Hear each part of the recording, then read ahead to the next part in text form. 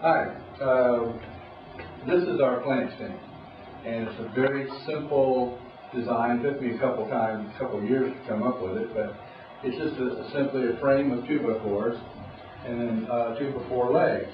And the 2x4 legs, as you can see here, have dowels, and their poles are drilled at 1-inch intervals, and so that we can raise the lights as the plants grow. And these pegs are where the light the lights are mounted on 1x4s, which I'll show you in just a second. And they go in here and they hang up above the plants. Now these 1x2s here form a watering trough, sort of. They surround the plants, and then you put 6 mil of plastic under the thing, and then you set the plants right in the tray here. You pour water into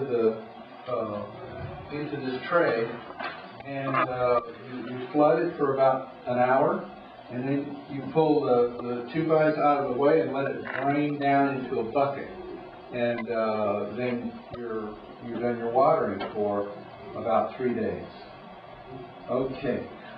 I'll show you the lights in a second. Okay, this is the set of lights. There are 3 shop light fixtures screwed onto 1x4s. And those 1x4s fit onto the dowels that I showed you earlier.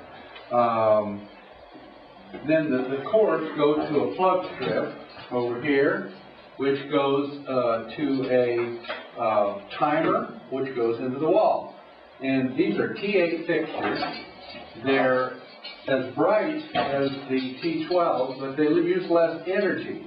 So it's good for the environment and it's good for your pocketbook because it doesn't cost so much. So here's what they look like on. Looks like a lot of light, but as I said before, that isn't too much. It just looks bright. So thank you. Click again. Okay, here's the lights set into the frame, and I'm pulling the dowels. You might think that this is too close for your plants, but it isn't. These lights, although they seem bright, are no match for the sun and the needs of the plant. So you need to have them right down on the plants about 1 inch away from the leaves, and then you can move them up as you go. All right, that's pretty much it. Next, I'm going to go up to another classroom and I'm going to water some plants and show you that. Yeah, we're going to now water the plants, and you need 4 tablespoons of this Omega 2000 fertilizer.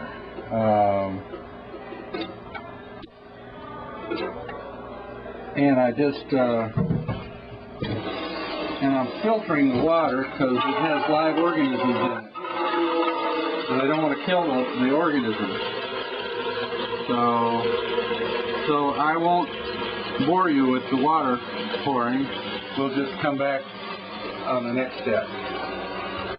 Now I'm going to water these. I've got the fertilized water in here, and I'm pouring it in the tray made by the 6 mil plastic in the 1x2 frame, and I'm just pouring it directly into that frame where the plants are sitting, and they will soak up the water through capillary action, the rise of water through small spaces.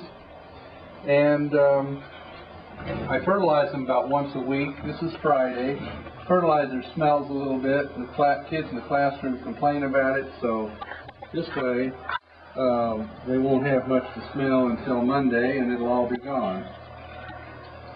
Now, right above the plants, I'm starting my sweet potatoes, and they're just simply started in sand, and they'll sprout, and then I'll wait till they vine around until May. This is actually about the second weekend in March, so I started them a couple weeks ago. They weren't sprouting very well, So I had to raise the temperature. That's why I've got them sitting up on top of the lights. You'll notice I've got a 2x4 here that runs a full length so that they're not resting on top of the lights. So if you do anything like this, don't put them on the lights and smash it down. So, and then what we do is we just let that soak, and then I drain it off, and I'll show you that amazing process in just a few moments. Okay, here we are. I'm going to water the sweet potatoes a little bit. The sand dries out. It's hard for me to tell how much water to put in here. Actually, I've got 3 potatoes across each one of these dish tubs. These are just dishwashing tubs. You can buy them almost any place, I think. And you can see that you can actually raise a sweet potato in your window. Just put a couple toothpicks in it, put it halfway in a glass of water, and raise it that way. So what I had to do is, I had to put plastic over the top of the potatoes in order to raise the temperature.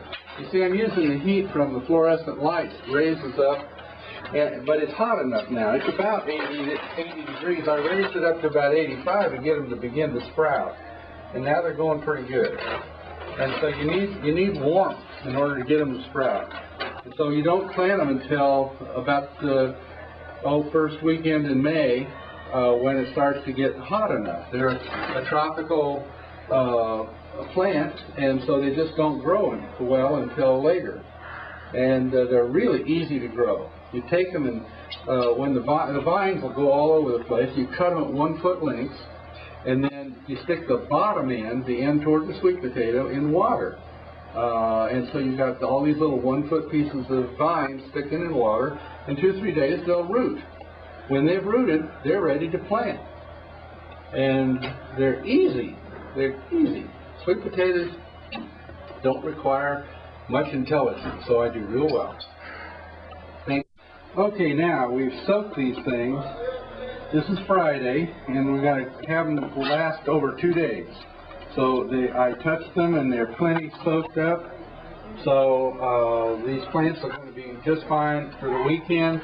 I slide the 2x4 back like this, or the 1x2, and then watch this. It's very primitive, and I wish there was a better way. So if you think of one, let me know. Okay, so then I just pour it into the bucket. It floods out. We just wait for it to drain. If it doesn't all drain out, then we pull the one of the plant trays forward like this, and it pulls the plastic down up to the edge of the counter. So there's always mopping to do afterwards. I haven't figured out a better way. So that's pretty much the whole watering cycle, and more later.